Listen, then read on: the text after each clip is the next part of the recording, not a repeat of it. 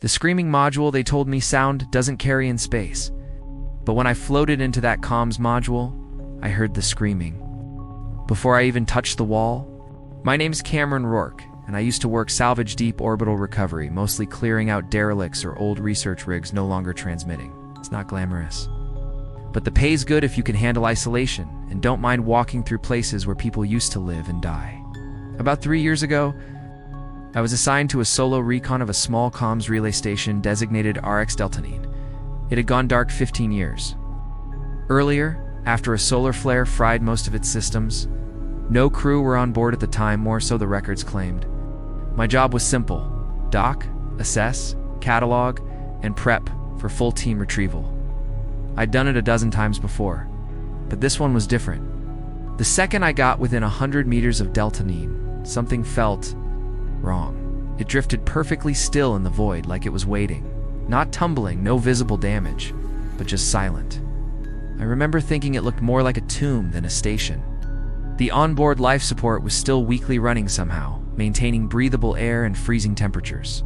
I could see my breath fog up my visor. There's no lights, no hum of systems. Just the faint hiss of recycled oxygen and the creak of old metal expanding ever so slightly with each movement. Docking went fine, and once I cycled through the airlock, I stepped into pure darkness. Muffled, distant, but unmistakable. A human scream, looping on some internal feed. And at the end of each loop, I activated my helmet cam and flashlight and made my way down the corridor toward the comms module. The place was small, just 2 living quarters, a command core, and the primary relay hub.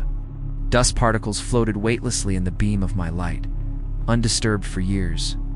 When I reached the module, the temperature dropped sharply. I checked my suit, no punctures. The thermometer in my HUD read -41 Celsius.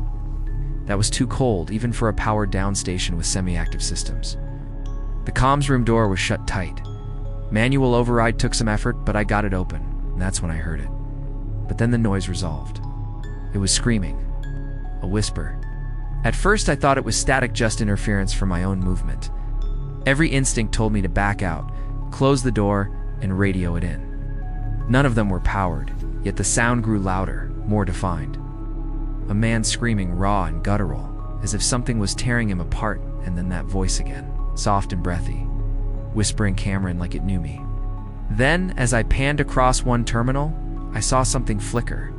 A monitor blinked to life for a split second, then off again. I stepped closer, reaching out, but protocol said I had to log everything, so I stepped inside. A presence, cold, heavy, watching. My name, Cam. Eron. It was me standing in the comms room, frozen, looking into the monitor. Not a breeze. It's not my imagination. Then the feed glitched, the image cut, and the screen filled with static. Froze. The module was small, cramped with old terminals and dust-coated displays. I radioed back to the company relay, told them something was wrong. No response. Just dead silence on every channel. It wasn't interference. It was coming from inside the room. I sealed the comms module behind me, slammed the airlock, and got the hell out of there. I turned off my external mic.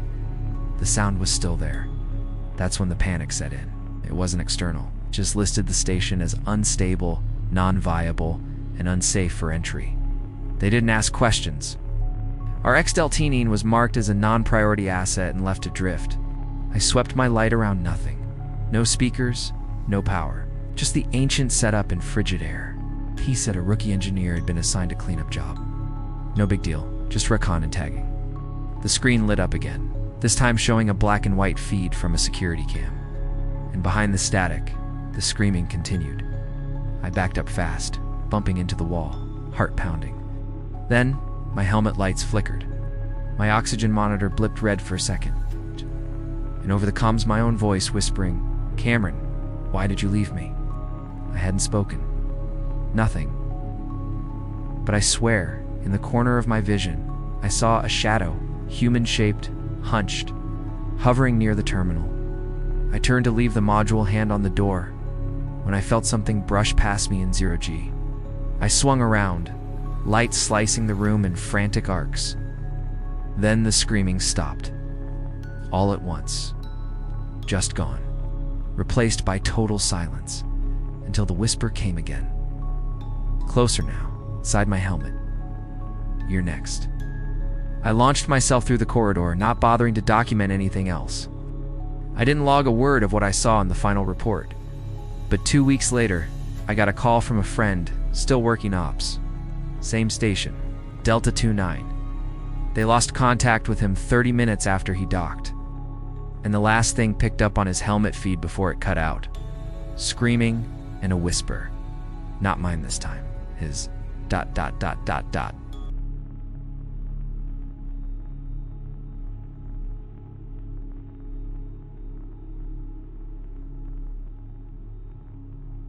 I shouldn't have answered it. The moment I did, the lights dimmed, and I swear I heard someone breathing behind me in the sealed, empty room. My name is Lena Arcos, and I worked for 2 years as a communications officer aboard Vireo Station 6, a mid-orbit maintenance hub positioned about 400 miles above the Earth's surface.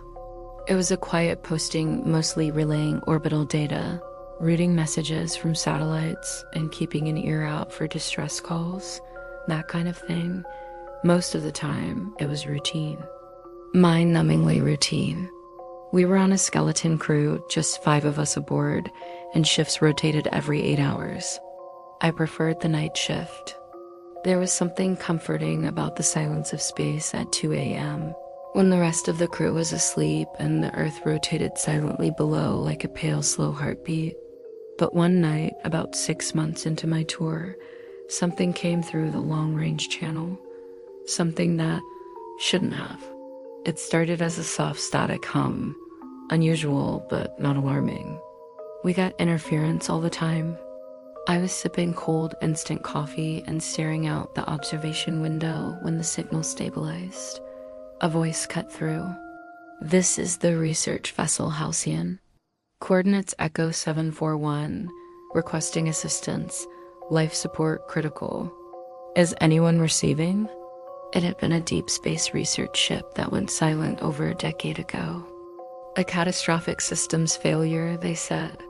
The official report claimed it lost orbit, burned up during atmospheric re-entry. There were no survivors. The hair on my arms rose. Still, protocol demanded I respond.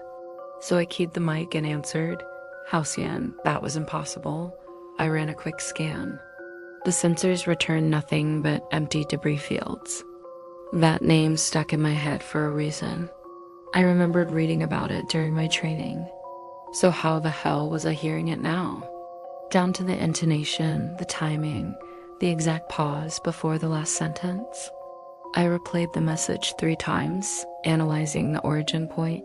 It wasn't from deep space, it was close. Like within 100 kilometers. I told myself it had to be a glitch.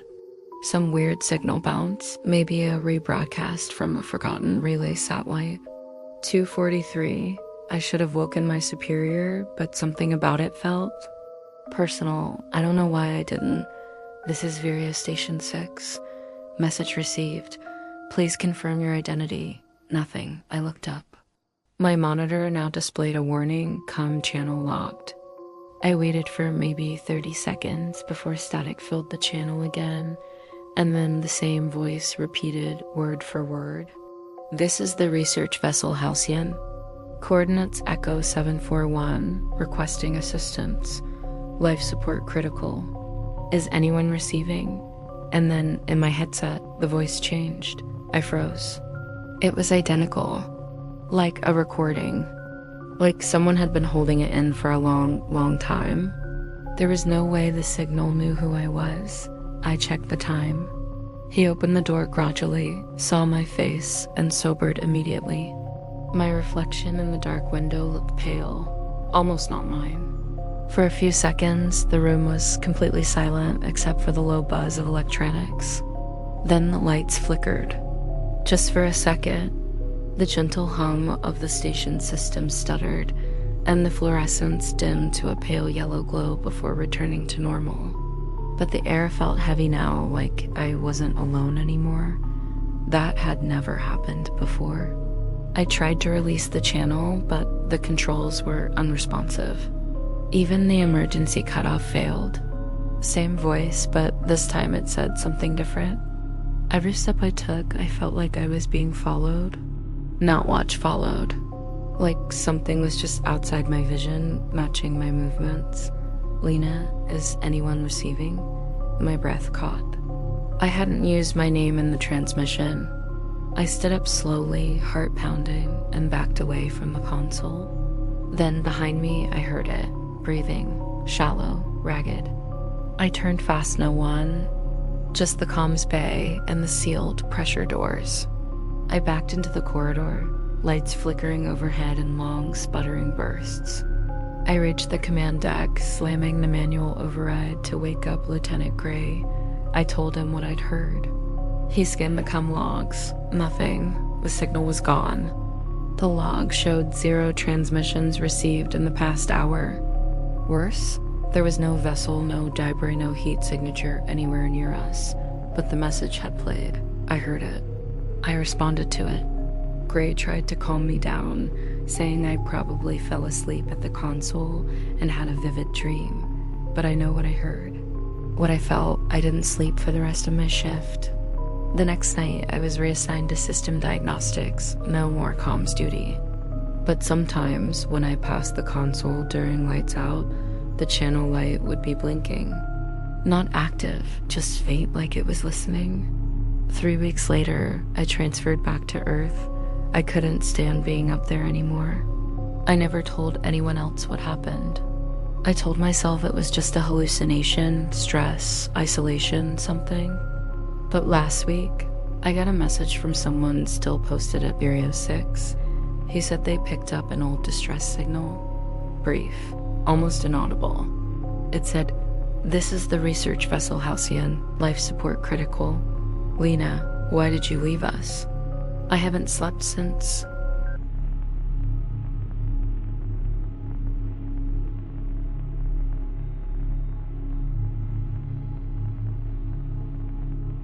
We left it there.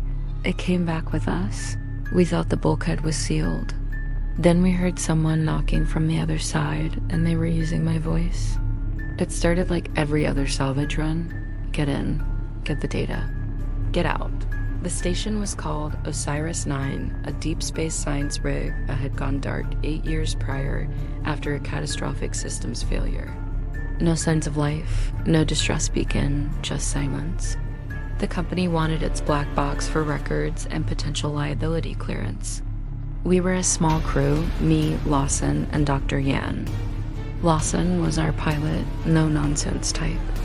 Yan was the science officer, quiet, precise, never wasted words. And I was the retrieval tech. We were assigned to board, extract the black box, and return to Lunar Dock 7. Fast in, fast out. OSIRIS-9 looked worse than the schematics had shown. Half the outer hull had been melted like something had clawed at it. The docking bay was partially pressurized, so we entered in suits. Inside was pitch black. The only light came from our suit beams, cutting narrow tunnels through the darkness. Everything was still too still. No drifting tools. No floating debris. Just corridors thick with frost and silence.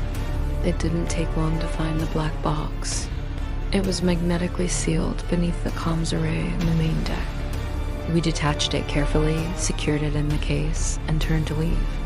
That's when Dr. Yan stopped. He was standing at the edge of a corridor, staring into the darkness. "Did you hear that?" he said over comms.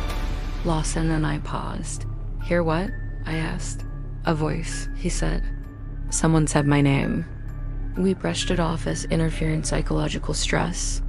Yan didn't press it. We returned to our shuttle, sealed the box in the rear cargo bulkhead, and began the 2-day trip back to Lunar Dock. That first night, I couldn't sleep. There was this low creaking like the hull was settling, but deeper, more deliberate. I assumed it was just the old ship flexing in vacuum. But the next morning, Dr. Yan looked pale, shaken. He told me he heard knocking from inside the bulkhead. 3 knocks. Then silence. Then his voice, calling to him. He said it mimicked him perfectly down to the slight tremor in his consonants. I thought it was a comms echo, he said. But the channel was closed. We checked the bulkhead. Still sealed. No pressure anomalies. The box was inside untouched. Lawson ran diagnostics, all green. No logical explanation. But that night, I heard it too. Not knocking, scraping, like nails across metal. Then a whisper through the vent above my bunk. Let me out. I bolted upright, heart pounding. The room was freezing. My breath fogged. I checked the controls. Temperature read normal. When I told Lawson, he laughed it off. Stress dreams, he said. You're letting that creepy station get in your head. But Yen wasn't laughing. He refused to go near the bulkhead. Refused to eat. Just stared at the sealed door for hours. The next night, we all heard it. We were on the bridge when the knock came. 3 soft, deliberate taps. We stared at each other. Lawson reached for the intercom and opened a channel to the cargo hold. Who's down there? He said, half joking. Silence. Then Lawson. It's me. But it wasn't Lawson's voice. It sounded like him, but too perfect. Like someone was playing a recording. A version of his voice that didn't breathe. He shut the intercom. That's not funny, he muttered. No one had touched it. Dr. Yan whispered, we shouldn't have brought it with us. We locked the cargo deck access and armed the emergency override, just in case. Lawson joked about space ghosts, but his hands trembled when he turned the key. At 0300, alarms woke us. Cargo hold pressure drop. We sprinted to the console.